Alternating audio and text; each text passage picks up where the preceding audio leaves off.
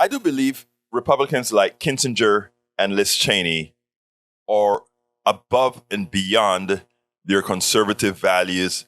I do believe they're patriots because when it came to the attempt to overthrow the country, when it came to a coup, they said, that's enough. My conservatism doesn't go this far. But we are now watching the media and others glorify the vice president for doing his job, even though he first attempted not to. Is there any way that we can stay in power? Is there any way Trump could stay in power? He actually asked the former vice president that question. And he's a hero because he did the right thing. And we have all of these guys who are now forced into testifying.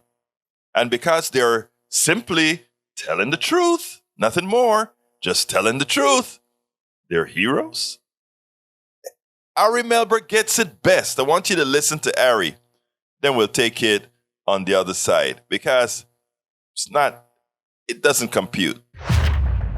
Some Beltway elites have begun just heaping all kinds of praise on Trump officials for the bare minimum, like testifying at all, which is literally required under these subpoenas by law, or for people who simply did not commit crimes to stage a coup.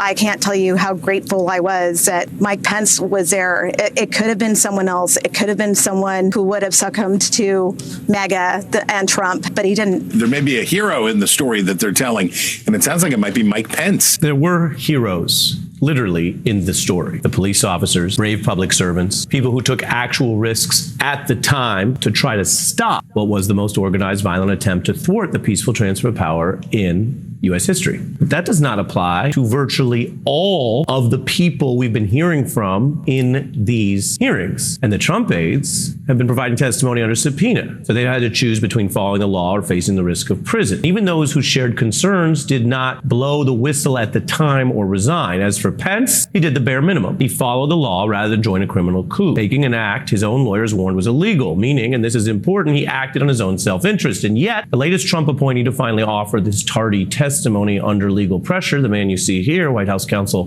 Cipollone, went on yesterday to make a frankly embarrassing claim for any rational lawyer. He said that the act of not committing crimes is in his view, grounds for receiving the nation's highest civilian honor. I think the vice president did the right thing. I think he did the courageous thing. I have a great deal of respect for Vice President Pence. I think he did a great service to this country.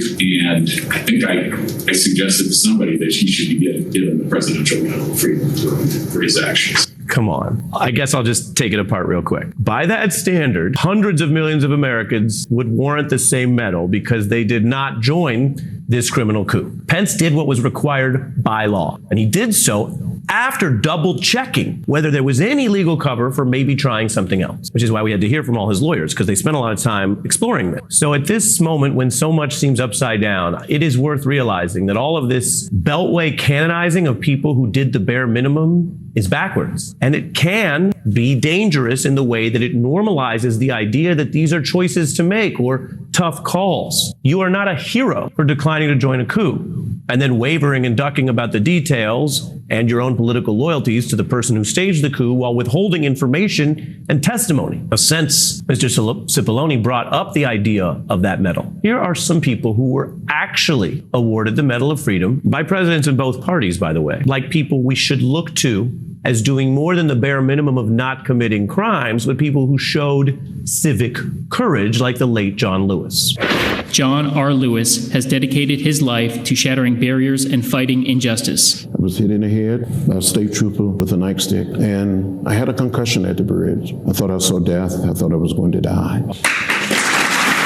Mr. Mandela, a man who embodies the hopes of millions. Mr. Mandela, you said many years ago, before the first of your 10,000 days in prison, that there is no easy walk to freedom. Mother Teresa is a heroine of our times. The work is only a means to put our love for Christ into action, to work for the poorest of the poor. We add with deep affection and endless respect the Presidential Medal of Freedom. That is what Medal of Freedom recipients look like and act like and what they evince. So to Trump's White House counsel, tonight I say this, to paraphrase 3-6 Mafia, keep the medal of freedom out your mouth until you learn a bit more about what true civic courage entails, which apparently serving as a loyal Trump aide to the bitter end did not do for you, Mr. Cipollone. You were late. You were not on the job. And now, having been pressured into testifying under the threat of jail because they subpoenaed you, you don't get to lecture the nation about who gets the Medal of Freedom. And you're out of power.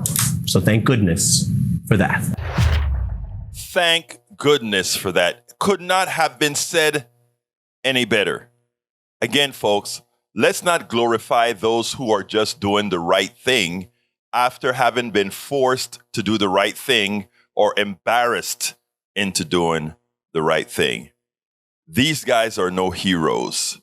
All they're doing is covering their you-know-what. We spend a lot of time deconstructing the news, trying to parse it into a form that everybody can understand. We try to find those little nitpicks where it flies above the fray, etc. If you really like these videos that we do, I want to ask a big favor. Please go ahead, number 1, subscribe to our channel, and number 2, please join if you can. Thank you so kindly for watching. Keep watching. Please remember to share. We must populate the entire internet with our progressive message, a message that we know is what most Americans say that they want. So help us, please join.